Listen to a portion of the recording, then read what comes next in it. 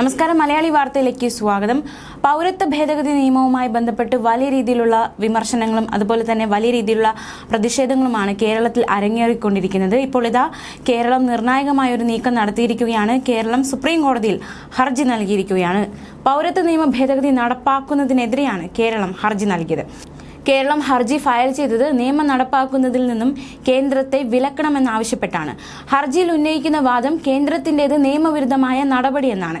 ഒരു മതവിഭാഗത്തിനൊഴികെ മറ്റുള്ളവർക്ക് മാത്രം പൗരത്വം നേടാൻ ചട്ടങ്ങളിൽ മാറ്റം വരുത്തിയെന്നും ഹർജിയിൽ ആരോപിക്കുന്നുണ്ട്. കേരളം ആവശ്യപ്പെട്ട മറ്റൊരു കാര്യം ചട്ടങ്ങൾ പുറത്തിറക്കിയ നടപടി സ്റ്റേ ചെയ്യണമെന്നാണ്. മറ്റ് അപേക്ഷകൾക്കൊപ്പം കേരളത്തിന്റെ ഹർജിയും കോടതി ചൊവ്വാഴ്ച പരിഗണിക്കും.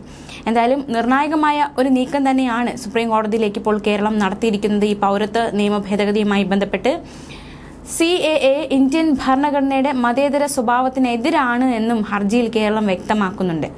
അതേസമയം പൗരത്വ നിയമ ഭേദഗതിയിൽ സ്റ്റേ തേടി AIMIM അധ്യക്ഷനും MPയുമായ അസദുദ്ദീൻ ഒവൈസിയും സുപ്രീം കോടതിയിൽ ഹർജി നൽകിയിരിക്കുകയാണ്. നിലവിൽ വിജ്ഞാപനമിറക്കിയ നിയമപ്രകാരം പൗരത്വം നൽകുന്നത് സ്റ്റേ ചെയ്യണമെന്നാണ് ഹർജിയിൽ ആവശ്യപ്പെട്ടിരിക്കുന്നത്.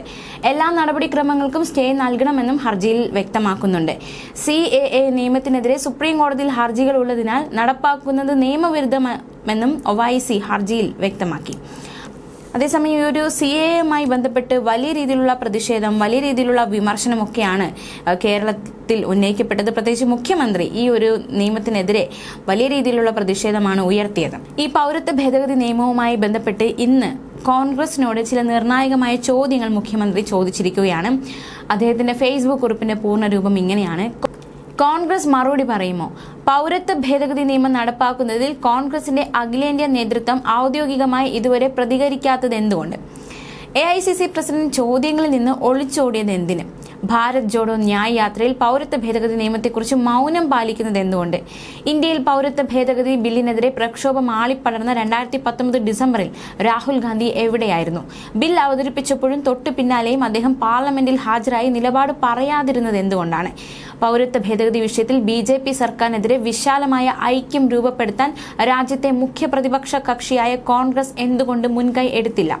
കേരളത്തിൽ പൗരത്വ ഭേദഗതി നിയമത്തിനെതിരെ യോജിച്ച സമരങ്ങളിൽ നിന്നും കോൺഗ്രസ് ഏകപക്ഷീയമായി പിന്മാറിയത് സമരത്തിന്റെ കരുത്ത് കുറയ്ക്കാനായിരുന്നില്ലേ?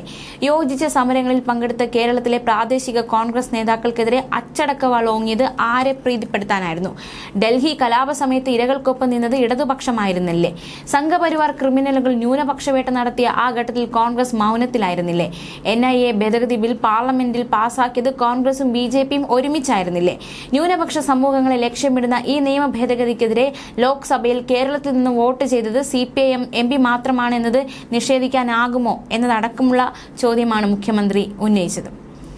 ന്യൂസ് ഡെസ്ക്, മലയാളി വാർത്ത.